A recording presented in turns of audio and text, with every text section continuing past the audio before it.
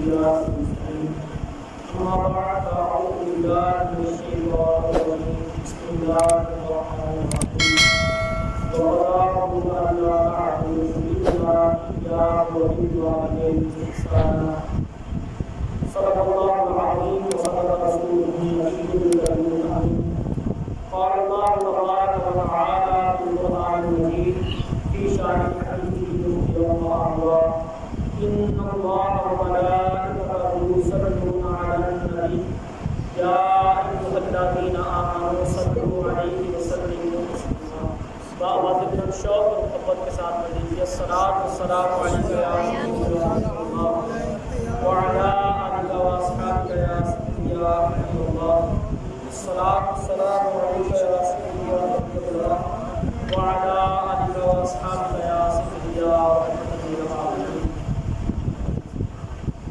حضور جان عالم بہار عالم قرار عالم سرور دو عالم صلی اللہ تعالی علیہ وآلہ وسلم نے ارشاد فرمایا اللہ تبارک و تعالی نے میری قبر انور پر ایک فرشتہ مقرر کیا ہے جب میرا کوئی امتی میری ذات پر جہاں سے چاہے مرضی میری ذات پر درود پاک پڑھتا ہے وہ فرشتہ اس کا نام اور اس کے باپ کا نام میری پاک بارگاہ میں پیش کرتا ہے اور عرض کرتا ہے کہ یا رسول اللہ علیہ السلام آپ کے فلاں بن فلاں امتی نے نام بھی لیتا ہے باپ کا نام بھی لیتا ہے فلاں بن فلاں امتی نے آپ کے فلاں بن فلاں امتی نے آپ کی ذات پر درود پاک پڑھا ہے۔ عزیزان گرامی یہاں ہمارا ایک عقیدہ بھی اجاگر ہو جاتا ہے اور یہ جامع ترمذی سیاست کا حصہ بنتا ہے کوئی معمولی کتاب نہیں۔ عقیدہ ہمارا کیا نمایاں ہوا کریم علیہ السلام کی پاک بارگاہ کے دربار کے دربان کا سماعت کا عالم یہ ہے کہ اگر کوئی بندہ پاکستان ہو انڈیا ہو یورپ ہو یا کسی بھی کنٹری سے کسی بھی ملک سے کسی بھی شہر سے کسی بھی علاقے سے کسی بھی گاؤں سے کسی بھی دیہات سے کسی بھی بستی سے کسی جنگل سے بیابان سے کریم علیہ السلام کی پاک بارگاہ میں ہدیہ درود و سلام پیش کرتا ہے تو وہ فرشتہ ایسا باخبر ہے اور ایسی اللہ پاک نے اس کو قوت سماعت عطا کی ہے کہ وہ اس کا درود بھی سن لیتا ہے اور اس کی معرفت کا عالم یہ ہے کہ وہ فرشتہ اس کا نام بھی جانتا ہے درود پڑھنے والے کے باپ کا نام بھی جانتا ہے اور پھر اس کا نام اور اس کے باپ کا نام کریم علیہ السلام کی پاک بارگاہ میں پیش کرتا ہے اور عرض کرتا ہے یا صدا فلاں بن فلاں نے آپ کی ذات پر درود پاک پڑھا ہے۔ اگر سرکار علیہ السلام کی پاک بارگاہ کے دربار کے دربان کی سماعت کا یہ عالم ہے تو سوچئے مصطفیٰ کریم علیہ السلام کی سماعت کا عالم کیا ہوگا، سرکار کی سماعت کا عالم کیا ہوگا۔ میرے امام بریلی کے تاجدار الشاہ امام احمد رضا خان فاضل بریلی رحمۃ اللہ علیہ فرماتے ہیں دور و نزدیک کے سننے والے وہ کام سبحان اللہ کہہ رہے ہیں سرکار کے کاموں کی تعریف کر رہے ہیں میرے امام دور و نزدیک کے سننے والے وہ کام کانے ڈالے کرامت کے لاکھوں ہم یہاں سے پڑھیں وہ مدینے سنیں ہم یہاں سے پڑھیں وہ مدینے سنیں مصطفیٰ کی سماعت پہ لاکھوں عزیزان گرامی سرکار دو عالم صلی اللہ علیہ وسلم کی ذات اقدس پر درود پاک پڑھنے کا سب سے بڑا فائدہ یہی ہے کہ ہمارا نام اور ہم گناہ گاروں کا نام ہم سیاکاروں کا نام ہم بدکاروں کا نام ہم نافرمانوں کا نام بے اطاعتوں کا نام کریم علیہ السلام کی پاک بارگاہ کے اندر پیش کر دیا جاتا ہے اور عزیزان گرامی شاید کہ اسی عمل کی وجہ سے اللہ تبارک و تعالیٰ ہماری بخشش فرما دے کہ سرکار کی بارگاہ میں ہمارا نام لیا جائے۔ عزیزان گرامی میں نے آج جو موضوع کا انتخاب کیا ہے وہ والدین کی شان پر کیا ہے۔ اس کی ایک ریزن یہ ہے کہ آج اگر ہم اس مقام پر ہیں ممبروں پر بیٹھ کے جمعے پڑھاتے ہیں مسجدوں میں امامتیں کرواتے ہیں یا کرسیوں پر بیٹھ کے بیانات کرتے ہیں تو یہ ہمارا اس کے اندر والدین کا کردار ہوتا ہے۔ عزیزان گرامی والدین وہ ہستی ہیں کہ نبی علیہ السلام نے ارشاد فرمایا تمہارے ماں باپ تمہارے لیے جنت بھی ہیں دوزخ بھی ہیں، اگر تم نے ان کو راضی کر لیا تو یہ دنیا میں تمہارے لیے جنت ہے، اور اگر تم نے ان کو ناراض کر لیا تو یہ دنیا میں ہی تمہارے لیے جہنم ہے۔ عزیزان گرامی، قرآن مجید میں اللہ تبارک و تعالیٰ نے بہت سارے مقامات پر ماں باپ کے ساتھ حسن سلوک کرنے کا سبق عطا فرمایا ہے۔ میں نے ایک آیت کا انتخاب کیا اور کوشش کروں گا کہ اس آیت کریمہ کے اندر جو چیزیں ہیں وہ آپ کے سامنے رکھ دی جائیں، کیونکہ ہمارے یہ جو نشست ہے اس کا نام ہے درس قرآن و حدیث، یعنی ہم نے اس میں سرکار کے فرامین پڑھنے ہیں یا اللہ تبارک و تعالیٰ کے قرآن کو پڑھنا ہے۔ عزیزان گرامی، اللہ تبارک و تعالیٰ نے ارشاد فرمایا وَقَضَىٰ رَبُّكَ، آپ کے رب نے فیصلہ کر دیا ہے۔ وَقَضَىٰ رَبُّكَ، آپ کے رب نے، یہ بھی بڑی حسین بات ہے جی۔ اللہ تبارک و تعالیٰ سرکار کو جب مخاطب فرماتا ہے تو یہی فرماتا ہے آپ کا رب فرماتا ہے۔ بڑی بات ہے جی، آپ کا رب فرماتا ہے۔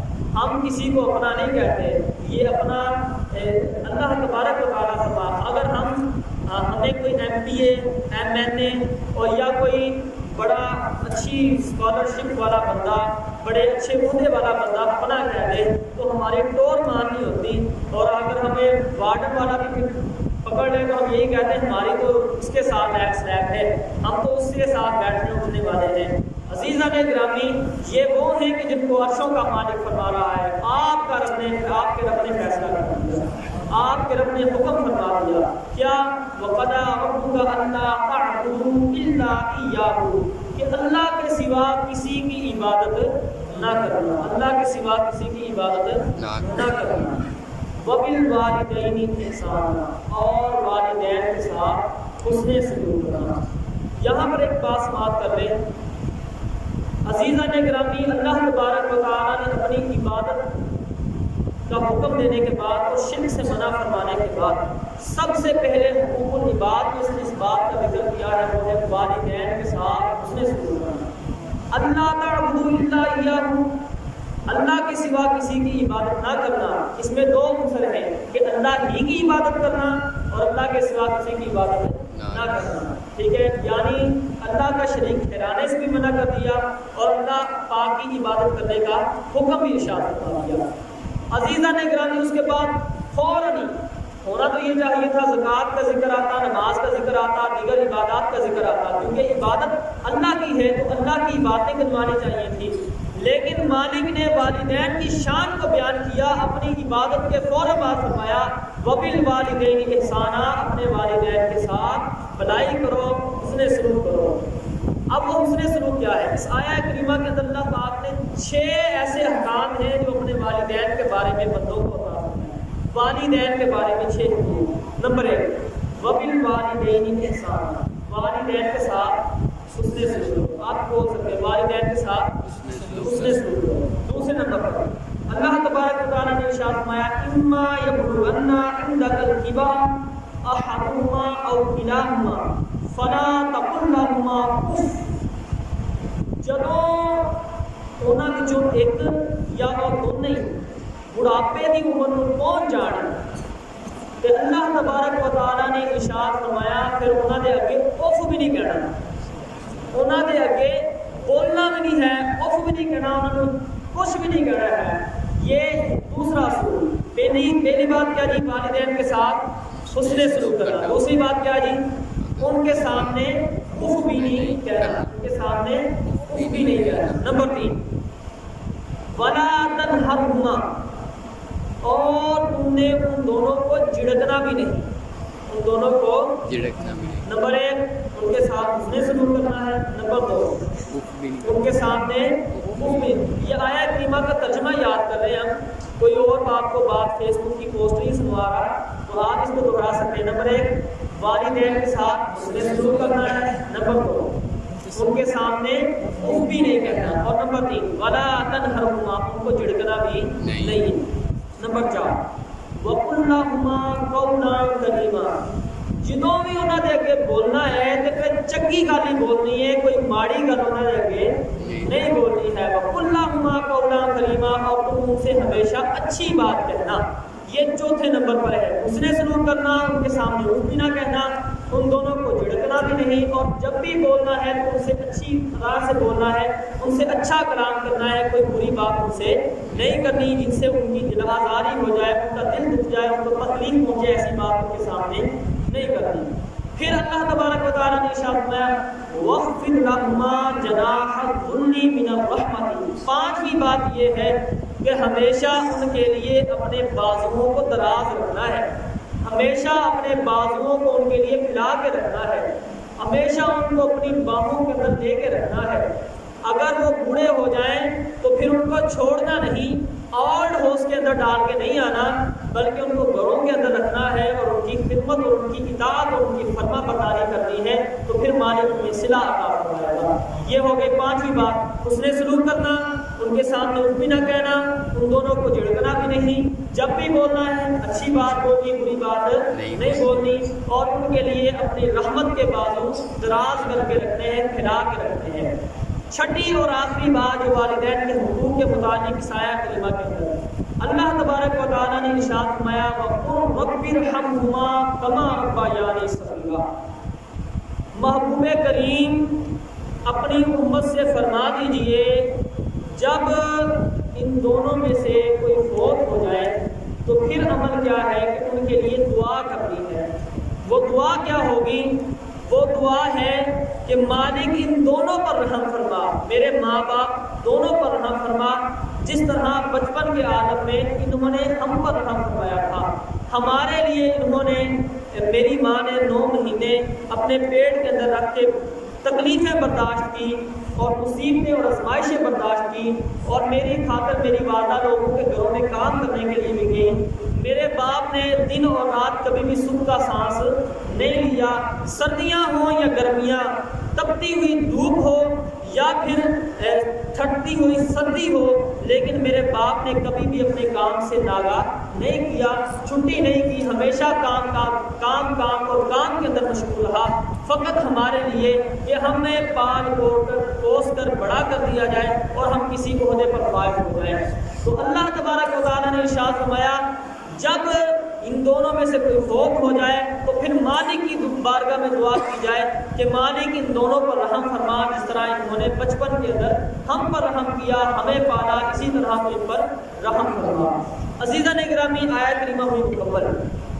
حدیث شریف کے اندر آیا ہے، کریم علیہ الصلوۃ والسلام نے ارشاد فرمایا الجنت تحت اقدام الامہات، جنت تمہاری ماؤں کے قدموں کے نیچے، جنت تمہاری ماؤں کے قدموں کے نیچے ہے۔ بسا اوقات بڑی بات سننے میں آتی ہے کہ یہ مولوی حضرات، علماء حضرات ماں کی شان بیان کرتے رہتے ہیں، باپ کی شان بیان نہیں کرتے۔ عزیزان گرامی، 2 حدیثیں مبارکہ باپ کی شان پر سناؤں گا، اور یہ 2 حدیثیں مبارکہ ایسی ہیں کہ آپ کے ذہنوں کے اندر جو یہ وہم ہوتا ہے، یہ گمان ہوتا ہے کہ علماء حضرات باپ کی شان بیان نہیں کرتے۔ نبی علیہ الصلوۃ والسلام نے ارشاد فرمایا تمہارا باپ جنت کا درمیانی دروازہ ہے، ماں جنت قدموں کے نیچے جنت ہے، یعنی ماں جنت کی چوکھٹ ہے، اور فرمایا تمہارا باپ جنت کا درمیانی دروازہ ہے۔ درمیانی دروازہ کہنے سے مراد کیا ہے؟ 2 دروازے ہوں، دیکھیں جی ہمارے اس مسجد کے دیکھیں، ایک دروازہ یہ ہے اور ایک دروازہ یہ بڑا دروازہ مین ہے، مرکزی دروازہ، اس کو کہتے ہیں وسطی، درمیانی دروازہ، یہ مرکزی دروازہ ہے۔ تو کریم علیہ الصلوۃ والسلام نے ارشاد فرمایا جنت کے اور بھی بڑے دروازے ہیں، لیکن تمہارا باپ جنت کا اہم ترین دروازہ ہے۔ اگر تم ان کو راضی کر لو گے عرشوں کا مالک تم سے راضی ہو جائے گا، اور اگر تم ان کو ناراض کر گے تو پھر جنت کے اندر کبھی بھی تم داخل نہیں ہوگے۔ عزیزان گرامی، دوسری حدیث پاک کا سماعت کیجیے۔ اسے کریم علیہ الصلوۃ والسلام نے ارشاد فرمایا اللہ کی رضا تمہارے باپ کی رضا میں، اللہ کی رضا تمہارے باپ کی رضا میں ہے۔ یاد کر لیجیے، اللہ کی رضا تمہارے باپ کی رضا میں، سبحان اللہ بھی کیا ہے، اللہ کی رضا تمہارے باپ کی رضا میں ہے، اور اللہ کی ناراضگی تمہارے باپ کی ناراضگی میں ہے۔ ہمیں اللہ تبارک و تعالیٰ کے جاہ و جلال کا علم نہیں کہ مالک ہم سے ناراض ہے یا مالک ہم سے راضی ہے۔ اگر جاننا ہے کہ مالک ہم سے راضی ہے یا مالک ہم سے ناراض ہے، تو کریم علیہ السلام کا فرمان یاد رکھیے اور گھر جا کر اپنے والد کی صورت کو دیکھ لیجئے۔ اگر باپ کا چہرہ تمہیں دیکھ کے مسکراتا ہے، باپ تمہیں دیکھ کر خوش ہو جاتا ہے اور باپ تم سے راضی ہے، تو سمجھ لو عرشوں کا مالک بھی تم سے راضی ہے۔ اور اگر باپ تم سے ناراض ہے اور باپ تمہیں دیکھ کے منہ پھیر دیتا ہے اور باپ تمہیں دیکھ کے رنجیدہ ہو جاتا ہے، تو پھر سمجھ لیجئے کہ عرشوں کا مالک بھی تم سے خوش نہیں، عرشوں کا مالک بھی تم سے ناراض ہے۔ کیونکہ میرے حبیب علیہ السلام نے ارشاد فرمایا کہ باپ کی رضا میں اللہ کی رضا ہے اور باپ کی ناراضگی میں اللہ کی ناراضگی۔ عزیزان گرامی، والدین ایسی چیز ہے کہ اللہ تبارک و تعالیٰ ان کی دعا کو بھی مقبول فرما لیتا ہے، اور اگر یہ بددعا کرتے ہیں تو اس کو بھی قبول فرما لیتا ہے۔ حضرت سیدنا بایزید بسطامی رضی اللہ تعالیٰ عنہ، آپ کا واقعہ بڑا مشہور ہے کہ رات ہوئی، ماں نے پانی مانگا، پانی گھر میں موجود نہیں تھا، کنویں سے پانی لینے گئے اور آپ پورا وہ گلاس وہ برتن جس میں پانی لے کے آئے، اس کو ماں کے پاس جب لے کے آئے تو ماں سو چکی تھی، آرام کر رہی تھی، آنکھیں بند تھیں، تو آپ نے جگانا بھی مناسب نہ سمجھا اور وہاں سے جانا بھی مناسب نہ سمجھا کہ کہیں رات کو ماں کی آنکھ کھل گئی اور ماں کو پھر پیاس کی شدت محسوس ہوئی اور ماں نے پھر کلپتے ہوئے پانی مانگا تو یہ تو ہو جائے گی بے ادبی، لہٰذا ہم نے بے ادبی کرنی نہیں ہے۔ حضرت سیدنا بایزید بسطامی رضی اللہ تعالیٰ عنہ، وہ گلاس، وہ آگ خورا، وہ برتن جس میں پانی تھا، سردیوں کی رات تھی، برف باری ہوتی تھی، حضرت سیدنا بایزید بسطامی رضی اللہ تعالیٰ عنہ اس آگ خورے کو، اس گلاس کو، اس برتن کو لے کر ماں کے سہانے پوری رات کھڑے رہے۔ جب صبح ہوئی اور ماں بیدار ہوئی تو دیکھا کہ بایزید ہاتھ میں گلاس لیے، ہاتھ میں برتن لیے میرے سہانے کھڑا ہے۔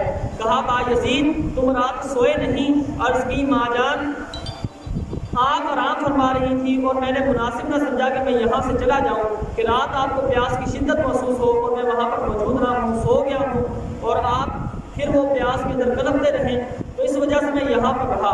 پھر جب پانی دینے کے لیے اس گلاس کو بڑھایا، عزیزان گرامی، حضرت سیدنا بایزید بسطامی رضی اللہ تعالیٰ کی انگلیوں کے ساتھ سردی کی وجہ سے وہ گلاس چپک گیا، وہ برتن چپک گیا، اور جب اس کو اکھاڑا گیا تو آپ کا جو ماس تھا وہ بھی ساتھ میں اکھڑ گیا اور خون بہنا شروع ہو گیا۔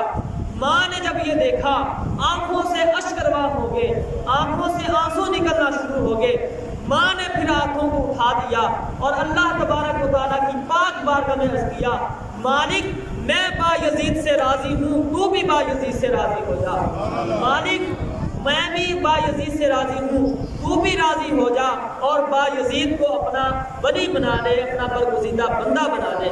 حضرت بایزید بسطامی رضی اللہ تعالیٰ عنہ فرماتے ہیں، میں نے جنگلوں میں عبادتیں کی، کوہو بیاباں میں عبادتیں کی، میں نے پہاڑوں کی غاروں میں عبادتیں کی، میں نے ہر جگہ جا کر عبادتیں کی، لیکن مجھے ولایت نہ ملی اور میں ولایت کے حصول کے لیے در بدر پھرتا رہا، ولایت نہ ملی، اللہ کی دوستی نصیب نہ ہوئی۔ وہ آج میری ماں نے میرے لیے ہاتھ اٹھا کے وہ چند کلمے کہہ دیے، اللہ تبارک و تعالیٰ کی پاک بارگاہ میں وہ کلمات قبول ہو گئے اور اللہ نے مجھے اپنا ولی بنا دیا، اپنا دوست بنا لیا۔ تو پتہ چلا ماں کی دعا بندے کو اللہ کا دوست بنا دیتی ہے، ماں کی دعا اللہ تبارک و تعالیٰ کا برگزیدہ بندہ بنا دیتی ہے اور اللہ کا ولی بنا دیتی ہے۔ عزیزان گرامی، اب چلتے ہیں اس حدیث بارکہ کی طرف۔ حضرت سیدنا موسیٰ علیہ نبینا علیہ السلام، اس کو علامہ عبدالرحمن صفوری علیہ الرحمہ نے نزہات المجالس کے اندر لکھا ہے کہ حضرت موسیٰ علیہ السلام نے ایک مرتبہ اللہ تبارک و تعالیٰ کی پاک بارگاہ میں عرض کیا کہ مالک و مولا، میں جنت میں اپنا پڑوسی دیکھنا چاہتا ہوں کہ جنت کے اندر میرا پڑوسی کون ہے۔ انبیاء کا پڑوس ہوتا ہے، اور ہم بھی ہر وقت دعا کرتے ہیں کہ مالک ہمیں اپنے پیارے محبوب علیہ السلام کا جنت الفردوس میں پڑوس عطا فرما۔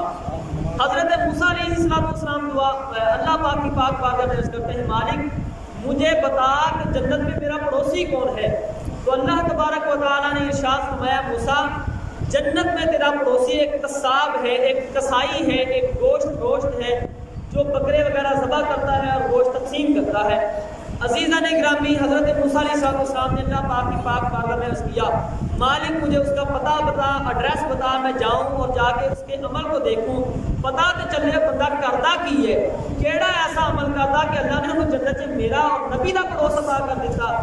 عزیزان گرامی، اللہ پاک نے حضرت موسیٰ علیہ السلام کو پتہ بتا دیا، ایڈریس بتا دیا۔ موسیٰ علیہ السلام، قصہ مختصر جلدی جلدی بیان کو ختم کرنا چاہوں گا۔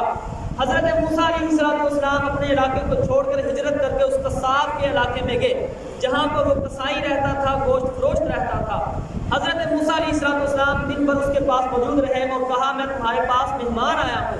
اس نے مہمان نوازی کے لیے کہا بیٹھ جائے، پانی شانی پلایا، کھانا وغیرہ کھلایا۔ حضرت موسیٰ علیہ السلام دن بھر اس کے پاس موجود رہے، کوئی ایسا عمل نظر نہیں آیا جو بظاہر اس صورتحال کا تقاضا کرتا کہ اس بندے کو اللہ پاک نے جنت میں موسیٰ کا پڑوسی بنانا ہے۔ وہ بازاری لوگوں کی طرح رویہ، بازاری لوگوں کی طرح اس کی لینگویج، بازاری لوگوں کی طرح اس کی گفتگو، اور اسی طرح وہ خرید و فروخت کا معاملات کر رہا ہے۔ عزیزان گرامی، رات ہوتی ہے، حضرت موسیٰ علیہ السلام کہتے ہیں مجھے رات کی تمہارے پاس ٹھہرنا ہے۔ وہ قصاب کہتا ہے جتنے آئیں میرے ساتھ چلیں۔ گھر میں چلا گیا۔ موسیٰ علیہ السلام فرماتے ہیں جب میں گھر میں داخل ہوا اس نے خود کھانا پکایا۔ کھانا پکانے کے بعد اس نے ایک بسترا بچھایا ہوا تھا اور بسترا تھوڑا سا گہرائی کے اندر تھا، تو وہ ایک لقمہ اپنے منہ میں ڈالتا اور دو لقمے اس کے ٹوکرے کے اندر ڈالتا، اس بسترے کے اندر ڈالتا۔ تو عزیزان گرامی، حضرت موسیٰ علیہ السلام فرماتے ہیں مجھے بڑی حیرانگی ہوئی۔ اتنے میں وہ قصاب باہر جاتا ہے تو کہتے ہیں میں نے جا کر اس بسترے کے اندر جھانکا تو دیکھا کہ ایک بوڑھی ماں ہے اور ایک بوڑھا باپ ہے جو اس قصاب کا مائی اور باپ ہے، اور وہ اللہ رب العزت کی پاک بارگاہ میں دعا کر رہے ہیں مالک اس میرے بیٹے کو جنت میں موسیٰ علیہ السلام کا پڑوس عطا فرما۔ وہ ماں اور وہ باپ اللہ پاک کی پاک بارگاہ میں دعا کر رہے ہیں کہ مالک اس قصاب کو، میرے بیٹے کو جنت میں موسیٰ علیہ السلام کا پڑوس عطا فرما۔ حضرت موسیٰ علیہ السلام فرماتے ہیں میں اس وقت سمجھ گیا کہ اس کے پاس بظاہر تو کوئی عمل نہیں، لیکن میرے ساتھ جنت میں اس کا پڑوسی ہونا یہ اس بات کا صلہ اور اس بات کا بدلہ ہے کہ جو اس نے اپنے ماں باپ کی خدمت کی اور اس کے ماں باپ نے اس کے لیے اللہ رب العزت کی پاک بارگاہ کے اندر دعا کی، اللہ پاک نے ان کی دعا کو مقبول فرمایا اور جنت کے اندر اس کو میرا پڑوس عطا فرما دیا۔ عزیزان گرامی، ماں باپ کی دعا بندے کو جنت میں نبی کا پڑوس عطا کروا دیتی ہے۔ ماں باپ کی دعا بندے کو اللہ کا ولی بنا دیتی ہے۔ ماں باپ کی دعا بندے کو جنت میں نبی کا پڑوس عطا کروا دیتی ہے۔ بڑی بات ہے جی، بڑی بات۔ جنت بھی عطا ہو گئی اور جنت میں نبی کا پڑوس بھی عطا ہو گیا، بڑی بات۔ بد دعا کے بارے میں سن لیجیے، آخری بات ختم کی، اور میں سبق بھی دینا چاہوں گا۔ ہمارے ہاں اکثر اوقات شہروں کے اندر بھی، گاؤں دیہاتوں کے اندر بھی دیکھا جاتا ہے، اور ہمارے ہاں عمومی طور پر مشاہدے کے اندر بھی چیزیں آتی ہیں کہ بچہ اگر غلطی کرتا ہے تو ماں باپ فوراً اس کو بددعا دے دیتے ہیں، تیری ٹانگ ٹوٹ جائے تو مر جائے، ٹھیک ہے، اور بہت ساری بددعائیں دی جاتی ہیں۔ خدارا ایسی بددعائیں اپنی اولادوں کو نہ دی جائیں، کیونکہ دعا بھی قبول ہوتی ہے، بددعا بھی قبول ہوتی ہے۔ حدیث پاک کا سنیے، یہ حدیث پاک کا بخاری شریف کے اندر بھی موجود ہے اور امام مسلم نے اس کو مسلم شریف کے اندر بھی لکھا ہے۔ بنی اسرائیل کے اندر ایک بندہ تھا، بڑا عابد و زاہد تھا، نیکوکار تھا، تقویٰ اور پرہیزگار کا پیکر تھا۔ ان کا نام تھا حضرت جنید رحمۃ اللہ علیہ۔ یہ کون بیان کر رہے ہیں؟ سید عالم صلی اللہ علیہ وسلم اپنے اصحاب سے فرما رہے ہیں کہ بنی اسرائیل میں ایک بندہ ہے، اس کا نام جنید ہے، نہایت متقی ہے، پرہیزگار ہے، اللہ پاک کی عبادت کرنے والا ہے، اور اللہ پاک کی عبادت کرنے کے لیے اس نے اپنے گھر سے الگ تھلگ ایک مکان بنایا ہوا ہے مٹی کا، اسے کہتے ہیں معبد خانہ، یعنی جہاں پر عبادت کی جائے وہ ہوتا ہے معبد خانہ۔ جس طرح یہ مسجد کا مطلب ہوتا ہے سجدہ کرنے کی جگہ، اسی طرح معبد اس کا مطلب ہوتا ہے عبادت کرنے کی جگہ۔ تو اس نے ایک معبد خانہ بنایا ہوا تھا مٹی کا، جہاں پر وہ اللہ پاک کی عبادت کیا کرتا تھا۔ اس کی ماں گھر سے نکلی، معبد خانے میں داخل ہوئی، حضرت جنید نفل نماز کے اندر مشغول تھے۔ عزیزان گرامی، ماں نے آواز دی جنید گھر آ جا اور میری بات سن۔ حضرت جریج نماز کے اندر مشغول تھے، نفل پڑھ رہے تھے، ماں کی آواز کو ترجیح نہ دی، اللہ کی عبادت کو ترجیح دی، ماں کی آواز سن کر بات سننے کے لیے نہیں گئے۔ ایک دن ہوا یہ معاملہ، اگلا دن پھر آ گیا، ماں نے پھر تو آواز دی لیکن حضرت جریج پھر بھی نہیں آئے۔ تیسرا دن ہوا، ماں نے آواز دی، ندا دی کہ جریج میری بات سن، لیکن حضرت جریج رحمۃ اللہ تعالی علیہ آج بھی نماز پڑھنے کے اندر، عبادت کرنے کے اندر مشغول ہے۔ نماز چھوڑ کر، اللہ کی عبادت چھوڑ کر ماں کی بات سننے کے لیے نہیں گئے۔ عزیزان گرامی، والدہ کے منہ سے الفاظ نکلتے ہیں، والدہ کہتی ہے جریج تو میری بات سننے کے لیے نہیں آیا، 3 دن ہوگی میں تجھے آواز دے رہی ہوں، جا، اللہ تجھے اس وقت تک موت نہ دے جب تک تجھ پر تہمت نہ لگ جائے، جب تک تجھ پر تہمت نہ لگ جائے اللہ پاک سے تجھے موت عطا نہ کرے۔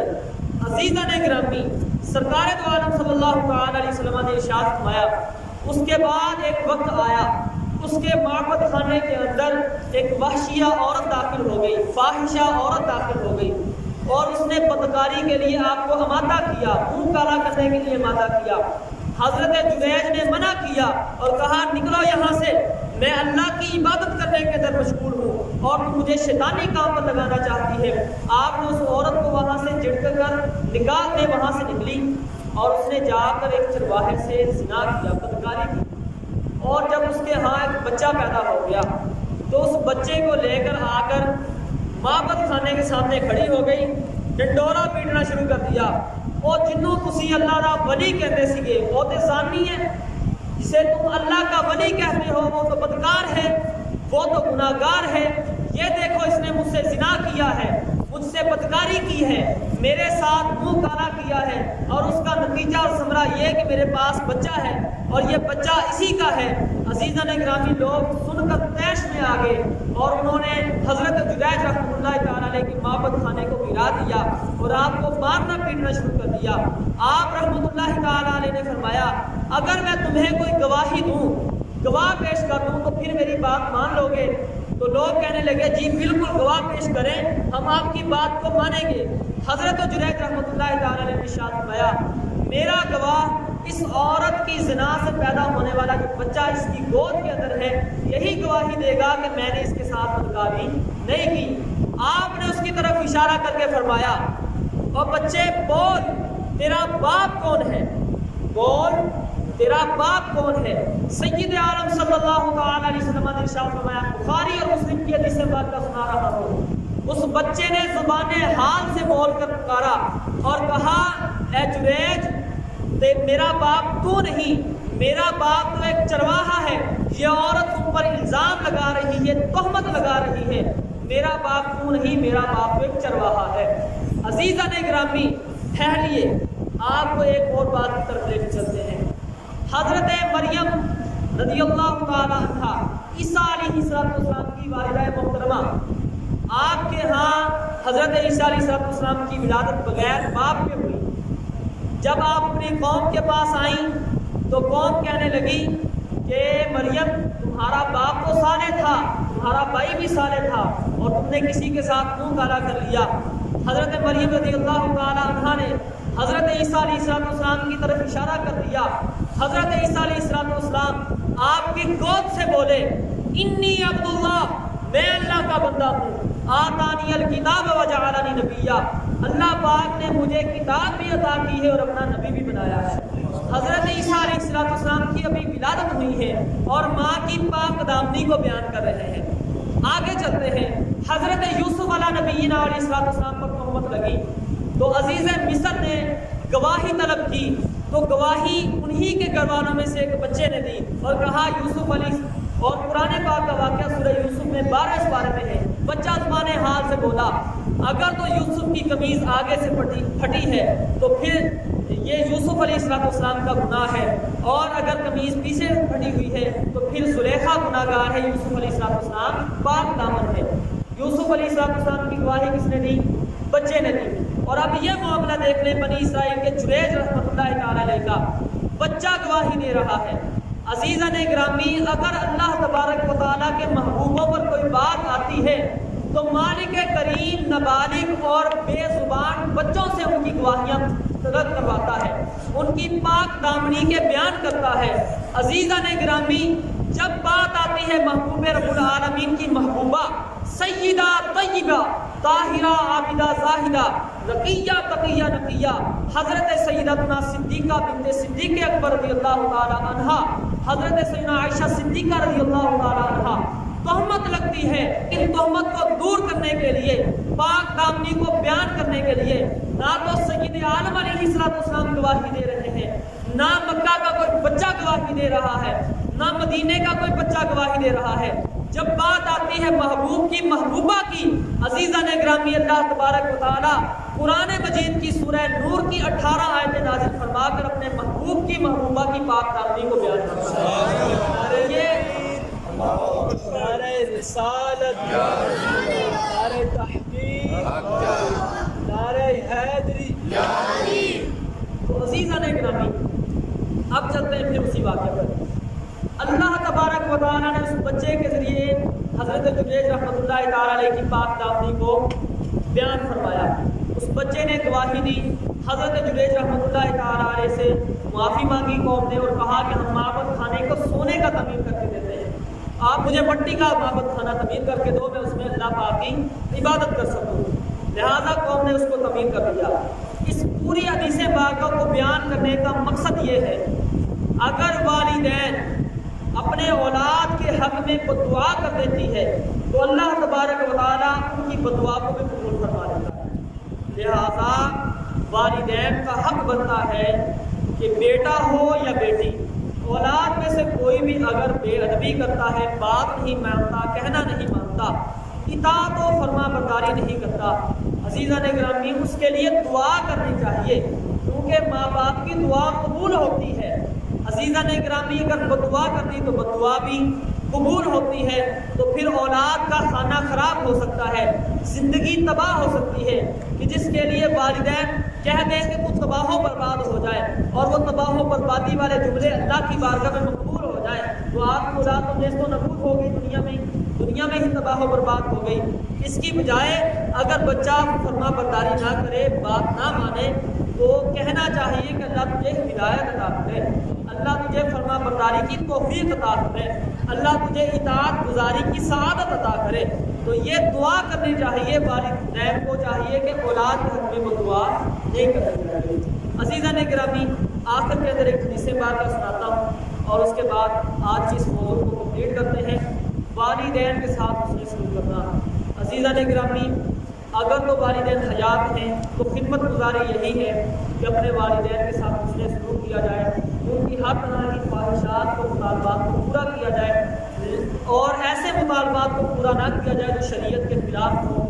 ٹھیک ہے، جیسے ماں باپ کہتے ہیں بیٹے داڑھی کٹوانی ہے، تو ایسی اطاعت گزاری کو قبولیت نہیں، کیونکہ پھر اللہ پاک کا حکم اس سے فوقیت رکھتا ہے، اللہ تبارک تعالیٰ کا حکم اوپر رکھتا ہے۔ اور اس بات کو اللہ تبارک تعالیٰ نے قرآن مجید سورہ لقمان میں بیان کیا کہ انشکر لی ولوالدیک، اللہ پاک نے فرمایا میرا بھی شکر ادا کرو اور اپنے والدین کا بھی شکر ادا کرو، میرا بھی شکریہ ادا کرو، اپنے والدین کا بھی شکریہ ادا کرو، وَإِلَيَّ الْمَصِيرُ، اور میری ہی طرف تم نے لوٹ کر آنا ہے۔